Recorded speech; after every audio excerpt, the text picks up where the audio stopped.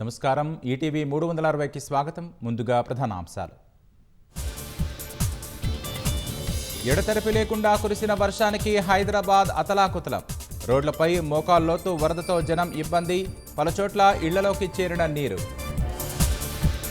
రాష్ట్రంలోని పలు జిల్లాల్లో ఉరుములు మెరుపులతో వాన.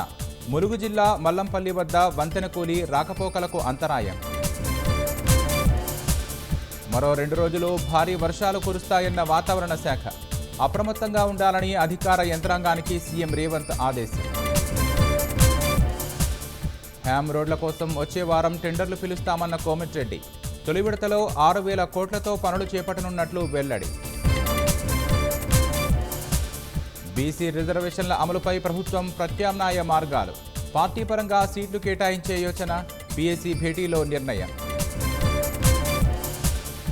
ట్రంప్ టారిఫ్లపై అమెరికాలోని తయారీదారుల్లో ఆందోళన. భారత్తో సంబంధాలు దెబ్బతీసే ప్రమాదముందని హెచ్చరిక.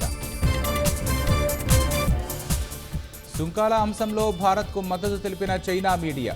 అగ్రరాజ్యం కోరుకున్నది చెయ్యనందుకే చర్యలు తీసుకున్నట్లు వెల్లడి.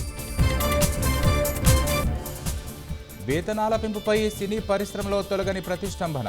నేడు చిత్రరంగ పెద్దలతో భేటీ కానున్న మంత్రి కోమటిరెడ్డి వెంకటరెడ్డి.